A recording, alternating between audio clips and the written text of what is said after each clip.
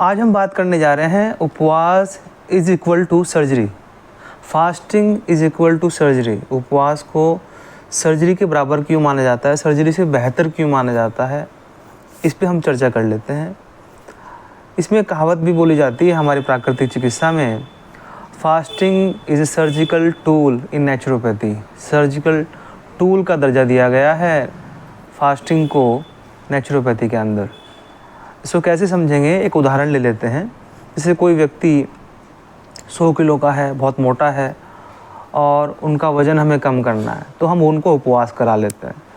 तो हमने किसी मोटे व्यक्ति को उपवास पे डाला और खाने पीने को कुछ नहीं दिया, रोटी सब्जी दाल चावल पूरी पराठा हलवा ब्रेड पराठे कुछ भी इस तरह की चीज़ें जो सब बंद कर दी, और हमने पहले 1-2 दिन 3 दिन फल पे रखा, फलाहार कराया। फलाहार में सभी तरह के फल खिलाए पेट भर के।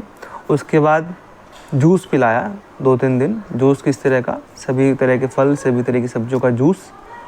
और फिर धीरे धीरे हम उसको पेशेंट को हमने पानी पे ले आए। पानी हर 1 घंटे में 1 गिलास इस तरह से पिलाते रहे। तो हम देखते हैं हमने 10 दिन 15 दिन 20 दिन 1 महीना उपवास कराया किसी मरीज़ को, जो हमने बात कर रहे हैं अभी। तो हम देखेंगे 100 किलो का वज़न था, धीरे धीरे वो कम होता चला जाएगा वज़न। शुरू के 2-3 दिन हमने पहले फल खिलाया, फलों के बाद फिर 2-3 दिन हमने जूस पिलाया, जूस के बाद फिर हम पानी पे आ गए या नींबू पानी शहद पे आ गए, फिर पानी पे आ गए, प्लेन पानी। और फिर प्लेन पानी चलता रहा 15-20 दिन 1 महीना इस तरह से। और जब तोड़ेंगे भी इसका रिवर्स कर देंगे। तो इस तरह से उपवास करने का तरीका। और जब हम देखेंगे लास्ट में जब जो परिणाम निकलेगा उसमें नज़र आएगा हमें कि 100 किलो वज़न धीरे धीरे घटता चला गया। वो 90 किलो 80 किलो 70 किलो इस तरह से होता चले जाएगा वज़न। यानी कि वज़न जा कहाँ रहा है, ये हमें देखने वाली बात। सोचेंगे, हम अनुभव करें, विचार करें, मंथन करें कि वज़न कहाँ गया। हमने वज़न शरीर को अपने खाने को नहीं दिया, भोजन खाने को नहीं दिया। तो जो शरीर में पहले से डिपॉजिट जो मटेरियल है, पहले से जो शरीर में लगा हुआ मांस है, क्योंकि हड्डी है, हड्डी के ऊपर भी मांस जो लगा हुआ है, अब इस मांस को ही शरीर खाता है। शरीर को चलाने के लिए जीवनी शक्ति क्या करती है, हमारी जो इम्यूनिटी है, हमारे जो प्राण है, वो क्या करता है, प्राण शक्ति अब जीना तो है, तो जीने के लिए जो 100 किलो वज़न 100 किलो वज़न में से ही निकालेगी, क्योंकि एनर्जी चाहिए होती है शरीर को चलाने के लिए। अब खाना तो हमने बंद कर दिया, केवल पानी पे है, तो तभी वो वज़न घटता चला जाता है। और हम देखते हैं कि वज़न ऐसे कैसे घट रहा है, अरे वज़न ऐसे तभी तो घट रहा है। तो इसलिए जितना व्यक्ति मोटा होता है, जितना व्यक्ति में वज़न ज़्यादा होता है, उसी व्यक्ति को भी हम या हमारे प्राकृतिक चिकित्सा में ज़्यादा उपवास कराया जाता है, यानी कि ज़्यादा फास्टिंग करा दी जाती है। जो पतले होते हैं, जिनको पहले ही शरीर में वज़न नहीं है, उनको हम ज़्यादा फास्ट नहीं करा सकते, क्योंकि उनका वज़न शरीर में नहीं है, तो उनको फास्ट कैसे करा सकते हैं, नहीं करा सकते। उनको कम दिन का फास्ट कराया जाता है, कुछ दिन का, जैसे कि 2 दिन 4 दिन बस इतना, या फिर 15-20 दिन में 1 महीना, फिर 2 दिन 4 दिन इतना, इस तरह चलता है। सुपरविज़न में चलता है, किसी प्राकृतिक चिकित्सक जो अनुभव है उसके दिशा निर्देश अनुसार सब बताया सिखाया जाएगा, तभी कराया जाता है। तो समझने की बात कि वज़न बहुत ज़्यादा था, धीरे धीरे वो घटता चलेगा, तो वज़न ख़त्म हो गया, कम हो गया। तो इसी तरह से हम क्यों कह रहे हैं कि उपवास को सर्जरी इसलिए बोला जा रहा है, ऑपरेशन का दर्जा इसलिए दिया जा रहा है, इसको समझ लेते हैं। किसी को फोड़ा फुंसी हुआ, ट्यूमर हुआ, लाइपोमा हुआ, सिस्ट हुआ, इस तरह से हो जाते हैं, चाहे वो अंदर है चाहे बाहर है, पॉलिप्स हो रहे हैं। तो हम देखेंगे कि जब वो वज़न घटता है, तो ये जो जितनी सारी चीज़ें हैं, ट्यूमर हो गया, पॉलिप्स हो गए, या सिस्ट हो गया, लाइपोमा हो गया, यानी गांठ है, रसोली है, इस तरह की चीज़ें हो गई शरीर में, अंदर है चाहे बाहर है। तो जब हम वज़न घटता है, तो वज़न के साथ साथ वो भी, उसकी ग्रोथ भी घटती चली जाती है। गांठ जो है वो पिघलती चली जाती है, घटती चली, क्योंकि वज़न तो सारा शरीर घट रहा है ना धीरे धीरे, तो वो भी घटता चला जाता है।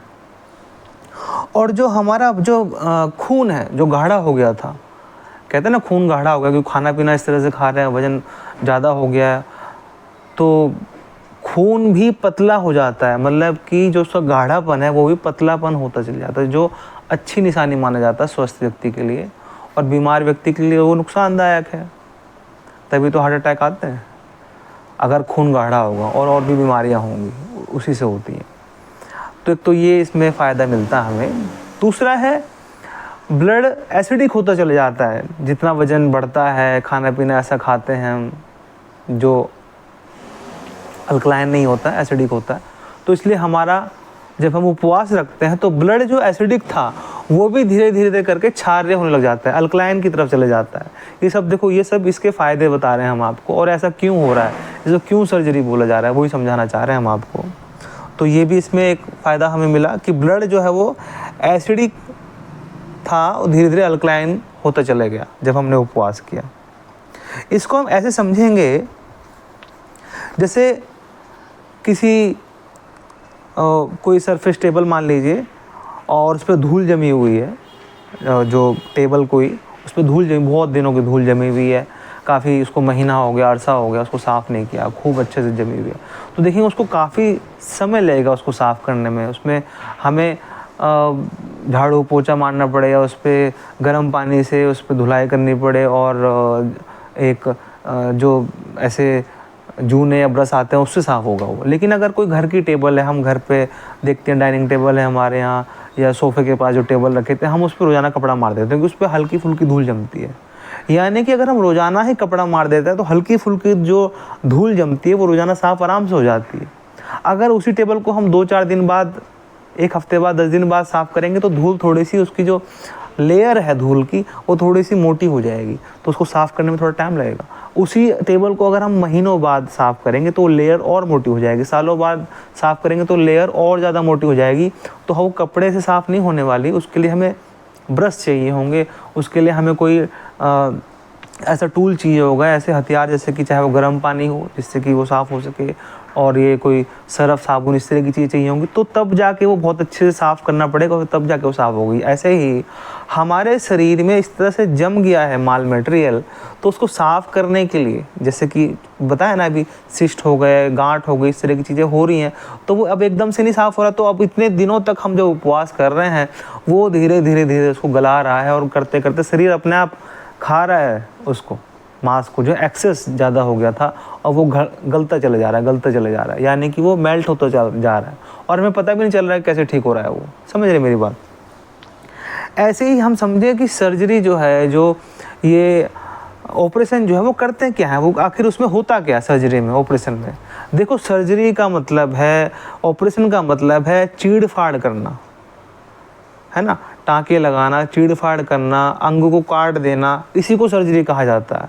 या काट करके उसकी जगह इधर लगा देना, इसको चीड़ फाड़ करना, टाँके लगाना, काटना, फाटना, काट के अलग कर देना, इसी को सर्जरी कहा जाता है, इसी को ऑपरेशन कहा जाता है। ठीक है, ये कहा जाता है। अब देखो, इसको हम समझें और अच्छे से एक उदाहरण से। जैसे किसी को बच्चेदानी में रसोली हो गई, तो क्या करते हैं कि जी बच्चेदानी ही निकाल दो या रसोली निकाल दो काट पीट करके, ऐसे करते हैं। लेकिन अगर आप उपवास रखेंगे तो आप देखेंगे कि बच्चेदानी की जो रसोली है वो धीरे धीरे मेल्ट होती चली जाएगी, गलती चली जाएगी। उसमें आपको सर्जरी की आवश्यकता नहीं है, ऑपरेशन की आवश्यकता नहीं है। तो इसलिए हम कहते हैं कि उपवास इज इक्वल टू सर्जरी। दूसरा उदाहरण ले लें, नाक की हड्डी बढ़ जाती है कि जी म्यूकस जम गया। म्यूकस होता है ना, जो हम बलगम जमता है हमारे शरीर में, और फिर बलगम यहाँ से निकलता है जब हमें जुकाम हो जाता है तो नाक से बहता रहता है, तो वो म्यूकस ही पूरे नाक में जम जाता है। फिर उसको कहा जाता है कि हड्डी बढ़ गई, फिर कहते हैं कि जिसका ऑपरेशन करा लो, तो वो उसका ऑपरेशन करते हैं। जबकि अगर उपवास रखा जाए तो धीरे धीरे ये भी मेल्ट हो जाता है। तीसरा उदाहरण, किसी को वेरिकोस वेन्स हो गए, यानी कि पैरों में, पिंडलियों में देखते हैं हम किसी की नसें फूल जाती हैं, और वो नसें इतनी ज़्यादा फूल जाती हैं कि वो अलग ही नज़र आती हैं। किसी किसी को देखो आप, जो भी आपके आसपास है। तो अगर आप उपवास करते हैं, अगर आप सर्जरी कराएंगे तो नसें ही काट देंगे, नसें काट देंगे, या फिर उनके अंदर जो कहते हैं कि ये गंदा खून है, इसी को निकाल देते हैं। लेकिन कब तक निकालोगे आप? वो बार बार निकालते हैं, बार बार हो जाता है, बार बार निकालते हैं, बार बार हो जाता है, कि इधर से तो रॉ मटेरियल की सप्लाई आपने बंद नहीं करी। तो जब उपवास जब करते हैं, इधर से आप रॉ मटेरियल की सप्लाई बंद कर देते हैं खाने पीने की, तो देखेंगे कि वो जितना भी ब्लड था वो कहते हैं ना कि हर 3 महीने में 120 दिन के अंदर नया ब्लड हो जाता है, पुराना बदल जाता है, नया ब्लड हो जाता है। तो वही है कि पुराना जो खून है वो हट गया, अब नया ब्लड आ गया, ठीक है।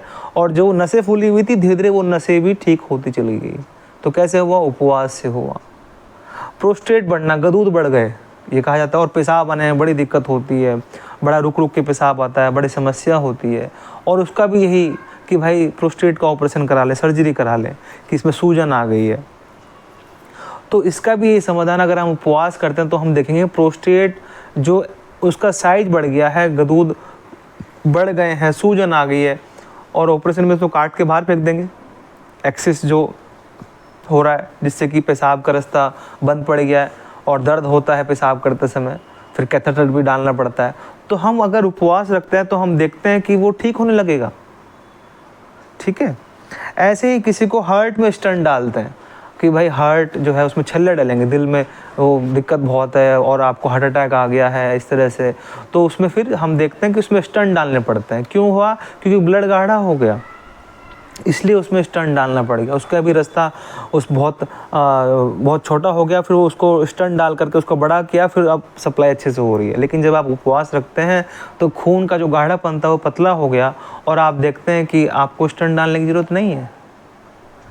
ऐसे ही थायराइड बढ़ जाता है तो उसमें भी दिक्कत कि थायराइड ठीक नहीं होगा, थायराइड ग्लैंड को भी काट देते हैं, निकाल देते हैं।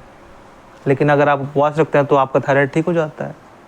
किसी को पथरी हो जाती है, किडनी स्टोन हो गया, गॉल ब्लैडर स्टोन हो गया, तो आपको पथरी कहीं भी हो, अगर आप उपवास करते हैं तो आप देखेंगे कि वो पथरी धीरे धीरे धीरे करके गलती चली जाएगी। वो उसी तरह जैसे कि 100 किलो का वजन था और वजन को हमने धीरे धीरे करके घटाया। जब 10 किलो, 20 किलो, 30 किलो वजन घट सकता है तो आपकी पथरी भी घट सकती है, और घटती ही है हमेशा, ये हमें ध्यान रखना है। तो इस तरह से बहुत सारी चीज़ें, और मांस का बढ़ना या सूजन आ जाना, और फिर इस तरह से हम समझ लेते हैं कि नहीं अब तो इसमें ऑपरेशन की ज़रूरत है, सर्जरी की ज़रूरत है, वो हम अगर उपवास करेंगे तो वो धीरे धीरे करके घटती ही चली जाएगी। उसमें आराम पहले दिन से ही आने लग जाता है। इसलिए बोला जाता है उपवास को सर्जरी कहा जाता है, ऑपरेशन का जो दर्जा है वो दिया जाता है। ऐसे बहुत सारे उदाहरण हैं, अगर हम ध्यान से समझेंगे, इसको करेंगे तो हमें समझ में आएगा कि वो ठीक हो सकते हैं, हमें नहीं ज़रूरत है उसकी।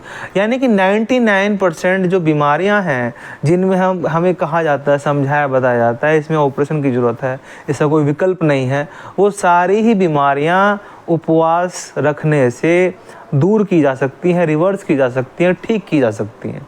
मात्र 1% जो ऑपरेशन की ज़रूरत है, सर्जरी की ज़रूरत है, वो मात्र 1% है। वो किस चीज़ों में? जैसे कि किसी को एक्सीडेंट हो गया है ना, तो एक्सीडेंटल जो केस होते हैं उनमें मात्र 1%, बाकी जितनी भी बीमारियां जैसे अभी मैंने गिनाई वो सारी की सारी बीमारियां, ऐसी और भी असंख्य बीमारियां हैं जिनको हम उपवास से ठीक कर सकते हैं। तो इसलिए हमने आज समझा कि fasting is a surgical tool in naturopathy.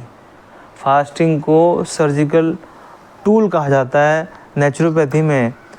तो इसको अच्छे से समझें, सीखें, और किसी को अगर व्यक्तिगत परामर्श हमसे लेना हो तो हमसे ज़रूर ले सकते हैं। तो चलिए आज के लिए इतना ही।